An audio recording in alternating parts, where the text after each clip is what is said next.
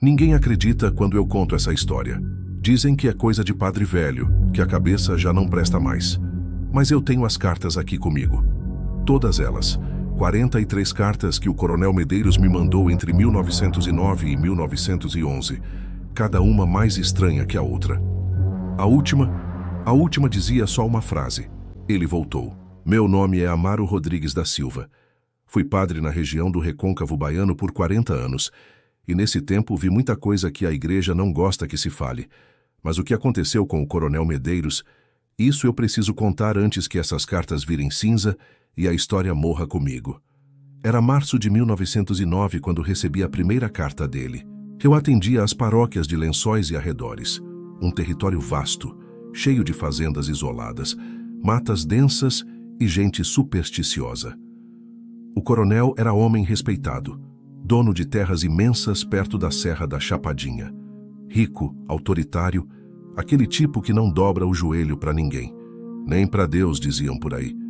A primeira carta chegou numa tarde de chuva. O papel estava úmido, a letra tremida. Padre Amaro, preciso falar com o senhor sobre algo que não sei explicar. Os escravos antigos da fazenda falavam de uma coisa que mora no mato. Eu nunca acreditei. Mas agora eu ouço. Achei que fosse culpa ou remorso. O coronel tinha sido cruel com seus trabalhadores no passado. Respondi com palavras de conforto, citei as escrituras, mas ele não queria conforto. Ele queria que eu soubesse. As cartas começaram a chegar toda semana, depois a cada 3 dias. O coronel descrevia coisas estranhas acontecendo na fazenda.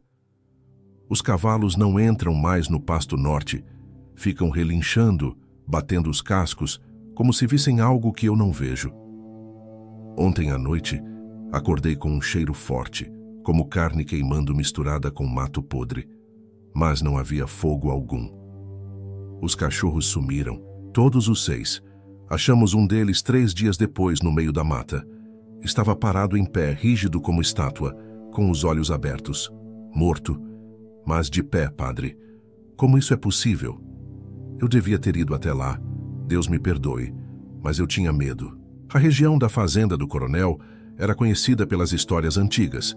Diziam que aquela terra tinha sido território de índios que fizeram pactos com coisas da floresta antes dos portugueses chegarem. Os mais velhos falavam de um guardião, um protetor que punia quem desrespeitava a mata. Um jurupari, assim eles chamavam. Mas ninguém sabia ao certo o que era. Na 10ª carta, o tom do coronel mudou. A letra estava mais firme, mas as palavras eram de um homem diferente. Padre, eu o vi. Não foi sonho. Estava de pé, na beira da clareira, me observando. Pequeno, nu, com o corpo da cor da terra vermelha. Mas os pés, Deus do céu, os pés estavam virados ao contrário. E o cabelo ardia como brasa viva, mas não se consumia. Minha mão tremeu quando li aquilo. Curupira. Ele estava descrevendo um curupira. Escrevi de volta, aconselhando orações, pedindo que deixasse oferendas de fumo e cachaça na beira do mato, como os antigos faziam. Mas ele não respondeu. 3 semanas depois, chegou outra carta, dessa vez manchada. Não sei se era lama ou sangue. Ele entra na casa agora. Ouço os passos no corredor. Passos ao contrário, padre. Do fim do corredor até a porta do meu quarto. E para. Fica ali do outro lado, respirando. Mandei os trabalhadores embora. Não posso colocar mais ninguém em perigo.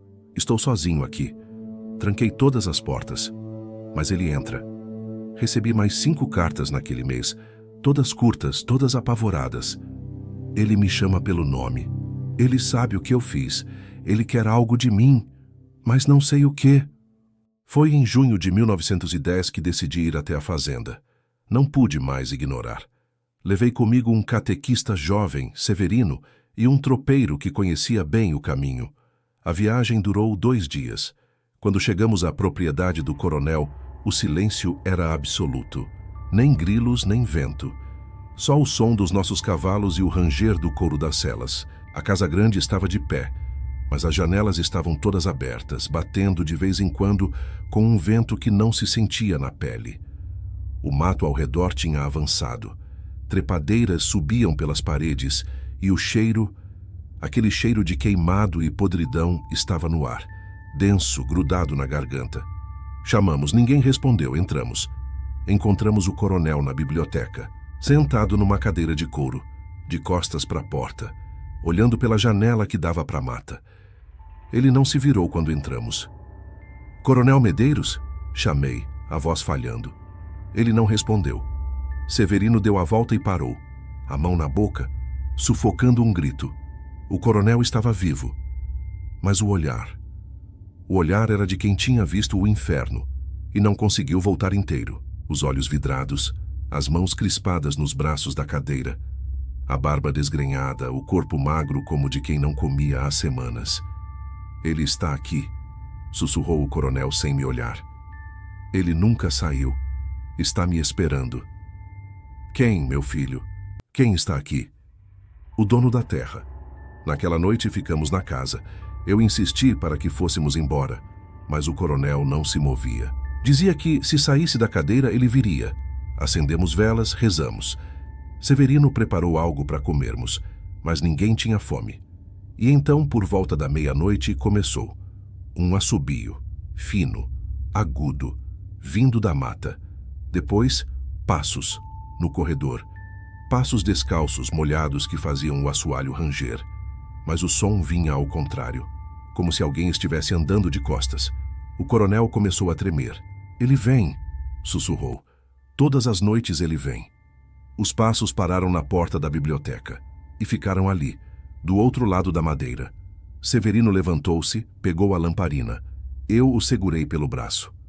"Não abra essa porta", sibilei, mas era tarde. Severino, corajoso ou insensato, girou a maçaneta. Do outro lado não havia nada, só o corredor vazio. E o cheiro.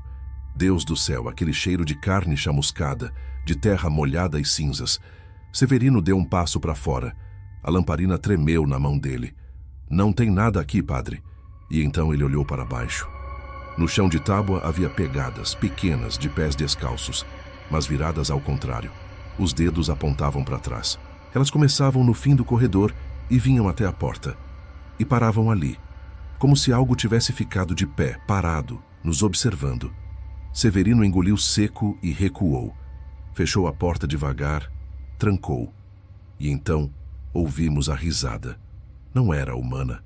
Era aguda, estridente, como o grito de um animal misturado com voz de criança. Vinha de todos os lados ao mesmo tempo, das paredes, do teto, de dentro da própria casa. O coronel cobriu os ouvidos e começou a gemer. "Ele quer que eu lembre", gritou. "Ele quer que eu pague." "Pagar por quê?", gritei de volta. "Pelos que eu matei, pelos que eu queimei na mata quando limpei a terra. Era um território dele, padre. Eu invadi, eu destruí, Ele não terminou. Ele não..." A janela da biblioteca se escancarou de uma vez, e o vento entrou como uma avalanche, frio, cortante, trazendo folhas, galhos e aquele fedor insuportável. E então eu vi. Na beirada da janela, agachado, estava ele. Pequeno como uma criança, mas com o corpo retorcido, os músculos tensos e marcados como os de um animal. A pele era vermelha como barro queimado, brilhando à luz das velas. Os olhos, 2 buracos incandescentes como brasas vivas, me fitavam sem piscar. E o cabelo era fogo, fogo de verdade. Chamas que dançavam e crepitavam, mas não queimavam o corpo dele. Ele sorriu. Um sorriso largo, de dentes brancos demais, afiados demais. E então falou. A voz era grave, antiga, carregada de ódio. "Este homem é meu!" O coronel Medeiros gritou. Um grito que eu nunca vou esquecer. Puro terror, pura resignação. A criatura saltou, não para dentro, para fora, de volta para a mata. E o coronel levantou-se da cadeira, como se puxado por fios invisíveis, e foi até a janela. Subiu no parapeito. Tentei segurá-lo, mas uma força me jogou contra a parede. Severino também. Ficamos ali, imobilizados, assistindo. O coronel se virou para mim uma última vez e sussurrou. "Ele voltou, padre, e não vai embora até levar o que é dele." Então, se lançou pela janela. Corremos até lá. Olhamos para baixo. Não havia corpo, só pegadas na terra, pegadas ao contrário, que seguiam mata adentro. Encontramos o coronel Medeiros 3 dias depois, ou o que sobrou dele. Estava no meio da mata, sentado contra uma árvore antiga, os olhos abertos, a boca aberta, como se tivesse morrido gritando, mas não havia marcas no corpo, nenhum ferimento, só aquele cheiro de queimado. E ao redor dele, em círculo perfeito, a terra estava chamuscada. Enterramos o coronel no cemitério da vila. Ninguém quis falar sobre o que aconteceu. Severino nunca mais voltou àquela região. Eu arquivei as cartas e tentei esquecer. Mas tem noites como essa, em que eu acordo e sinto o cheiro. Aquele cheiro de mato e cinzas, e ouço bem longe um assobio fino. Dizem que a fazenda está abandonada até hoje, que ninguém se atreve a entrar, que nas madrugadas de lua nova ainda se vê uma luz vermelha vagando entre as árvores, e que, se você escutar bem, vai ouvir passos. Passos ao contrário. Eu guardei as cartas, todas as 43, mas tem uma que eu nunca mostrei para ninguém. Chegou uma semana depois do enterro do coronel. Não tinha remetente, só uma frase, escrita com carvão. Obrigado por trazer mais um. Se chegou até o fim, agradeço por me ouvir. Poucos têm coragem de escutar o que foi esquecido. Curta este vídeo, se inscreva no canal e me ajude a manter viva a memória do que o coronel tentou esconder. Porque o que não é lembrado, volta.